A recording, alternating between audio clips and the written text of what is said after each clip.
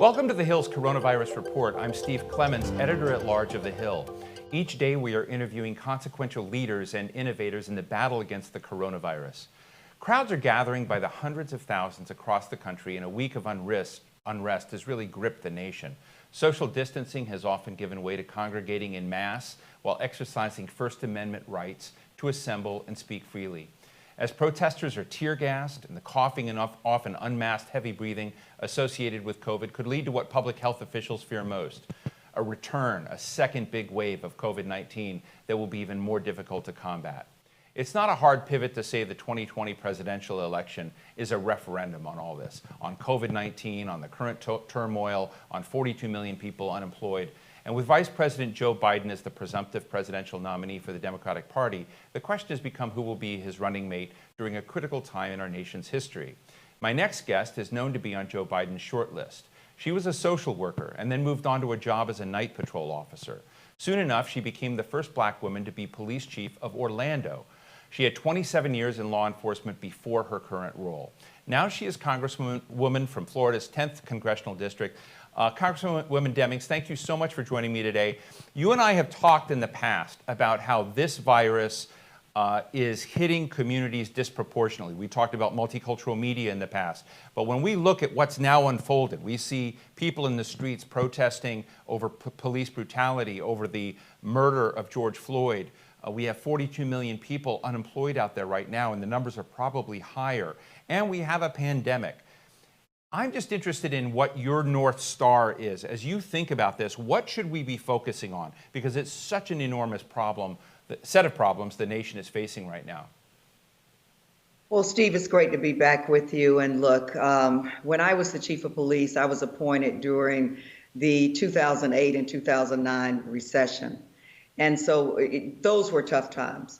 But certainly what we are experiencing today, we're dealing with something we've never seen before, which requires us to do something we've never done before. We're dealing with COVID-19, this deadly killer that we hadn't ever heard of before. And as you all know, now it's taken over 100,000 lives in this country.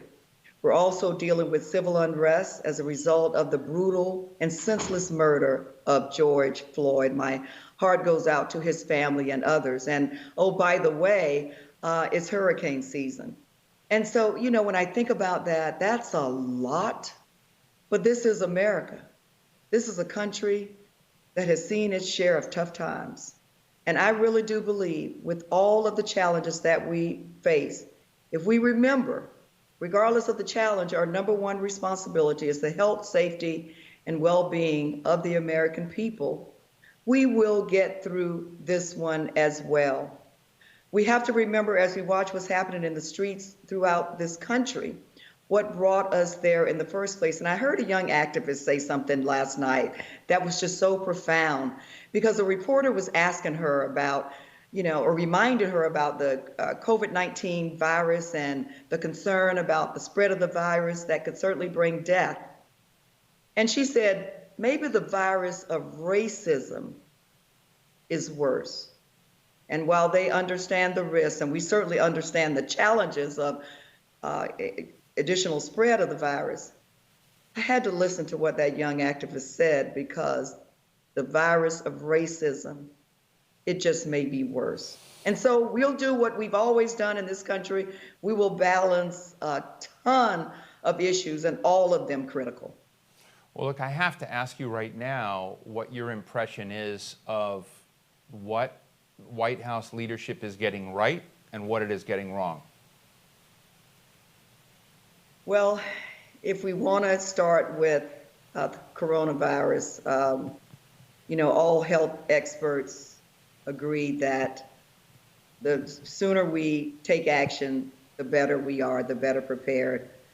We know that the White House eliminated the pandemic response office, which certainly could have made a difference in our response, and i.e. in the number of lives that were saved. We have to continue to listen to our scientists and our medical professionals, our public health experts. This is a public health crisis, and we have to listen to them. We know that practicing social distancing and wearing masks, something as simple as that, can save lives. And so, it would be good to see the president really echo the recommendations coming out of the CDC, and working with the world to develop a vaccine, get us back on track. With civil unrest in our nation, understanding, number one, what brought us here in the first place.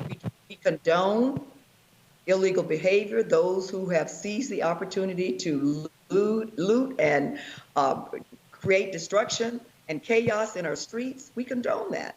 But we have to remember what brought us here in the first place. And we do expect our leaders, whether Democrats or Republicans, to come together and unify our nation, as we saw during 9/11, President George W. Bush did. We need someone who will exhibit strong leadership, remind us of who we are, unite us, not be the divider in chief, not threaten and intimidate and use fear. Those things do not solve problems. Coming together as a nation, the beautiful, diverse nation and country that we are, that's what solves problems. And so the president still has time to not make this a political issue, not try to further divide, but to come together, unify us, reassure communities that police misconduct is wrong, that violence of any kind is wrong, and that he's going to put the full weight of the White House behind finding solutions and not creating additional problems. I want to ask you to take your House of Representatives hat off for a minute and put your chief of police and patrol officer hat back on. You wrote a powerful op-ed in the Washington Post, and I think it was titled, something, to my sisters and brothers in blue, what in the hell are you doing? And I'd like to get an understanding of what you think is happening in police culture in this country right now, because we've seen some amazing moments where the New York police chief took the knee and got down on his knee with other protesters. I've seen on TV, as I'm sure you have, police just punch journalists in the face, not to mention many others that were there peacefully protesting right out here on 16th Street in front of Lafayette Park. So tell me about police culture when you were in that and what we can do to move the needle on getting into a healthier place. Steve, thank you so much for that question. And look, I felt compelled to write the op-ed because, look, I grew up at the Orlando Police Department. I consider them families. Many days I spent more time with them than I did with my own family. And watching what happened to Mr. Floyd, just totally unacceptable, totally inappropriate. And I know that there are a lot of good women who do that job. And I just wanted to remind them of who they are and what they are supposed to represent in this country. And so we have to go back to, I talked about hiring. We've got to continue to hire the brightest and the best to make sure that we hire people who have the mind for the job so they'll make good decisions, but also have the heart for the job. Our law enforcement officers wear the badge over their hearts as a constant reminder that they have to police right. We are a nation of laws, but they should also police with compassion, that situations require them to be as strong as lions, but also as gentle as doves. We need them to see themselves as a part of the community, and the community to see the police as a part of them. And so we have to get back to taking a good look at law enforcement. Everybody needs to start with a checkup of themselves. Look at your policies. Look at how that happened. Look at who you're hiring. Look at pay and benefits. We get what we pay for. Look who's training new police recruits, because those training officers really set the informal standard of what's acceptable and unacceptable on the street. Look at use of force training. Look at de-escalation training. We have to do that also. I would like to see us reinstitute an Office of Police Standards or Law Enforcement Standards and Training through the Department of Justice, and also reinstitute the Office of Civil Rights in a new and powerful way. We can do this, Steve, but it's going to take the federal, local, and state governments working together to fix the problems that we are seeing in law enforcement, but also that we're seeing in other areas as well throughout our nation. Why is training so out of whack? I mean, you've mentioned it, you've talked about it. I was reading this morning about even some of our military, some of our police forces being trained in places like Israel and others to sort of learn really military tactics in what they brought. And so the militarization of the American police force has been something people have been worried about, but I don't think we've seen the edginess until now. Is there something we have to dial back in terms of the military tactics, the militarization of our domestic police forces, which has really taken hold in the last decade or so? Well, let me just say this. The training has been designed to really deal with something that I would say was changed during 9/11. As you know, local police officers, police departments, they're the first line of defense. And so the training, what we would call military equipment and all, was really designed to deal with terrorist attacks. As we saw officers on 9/11, frontline, all the New York police officers, fire department, and others. And so in that equipment, when we had the Pulse nightclub shooting in Orlando, for example, where 49 people were killed, it was the military type equipment that allowed us to be able to breach the building and rescue those and have more survivors than those who are dead. So, but Steve, training is critical. A well-trained police department is a department that wins time and time again. And the problem is not so much equipment that we see. The equipment was never purchased to be used against the citizens, the community. The equipment was designed to be used against worse than that, terrorists and terrorist responses. However, it's the training when men and women do not have the proper skills, and that starts with verbal skills. Our first use of force, or the first level of force on the force continuum, is verbal, giving verbal commands to individuals. And then we go through the continuum, and the level of force used has to meet the level of resistance. But it's the lack of training. And remember, there are some departments that are 10 persons or less. They don't have their own training departments. They don't receive probably what we would call the highest level of training, as say a New York Police Department can, and others.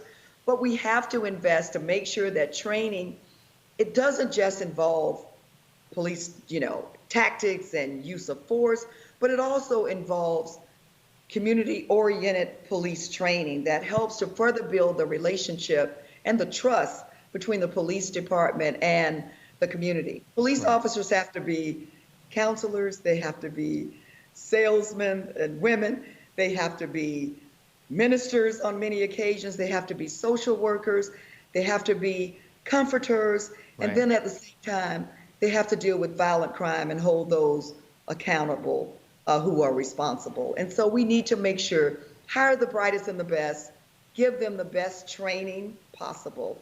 And I think at the federal level, we can develop some standards as it pertains to training. It's particularly use of force and de-escalation training, human diversity training that I think further helps the police department do their job more effectively every day. Thank you. I know that you're also focused on the welfare of your constituents. I had down from the Miami area, both the mayor of Miami, Francis Suarez, and Donna Shalala on recently, and they both said, look, we're trying to reach people, we're trying to help people and support them, but things are slowed down. Donna Shalala was saying that many people still can't get their unemployment claims, processed. I'm interested in what you think Congress still needs to do to stand by those folks who have been displaced in this time. Steve, we passed a couple of months ago now, I believe, the largest relief package in the history of this nation at $2.2 trillion. Quickly realized that wasn't enough, had to pass an additional interim package of $484 billion, and then the HEROES Act, which was $3 trillion. As I said earlier, We're dealing with some things we've never seen before, which requires us to do some things we have never done before, and bringing relief as quickly as possible to America's families who are suffering, who were employed, working, going to work every day, and through no fault of their own, to lose their jobs. And the federal government continues to try to work very closely with our governors throughout the state, certainly with the state officials here, to make sure that we are properly processing those unemployment applications. I'm sure you've heard the horror stories coming out of Florida about the problems that persons are having with the unemployment website. There have been a lot of steps taken to fix it, but I'm so disappointed that the previous governor and the current governor knew long before COVID-19 hit that there were some problems with the system. So we just need to stop the bleeding.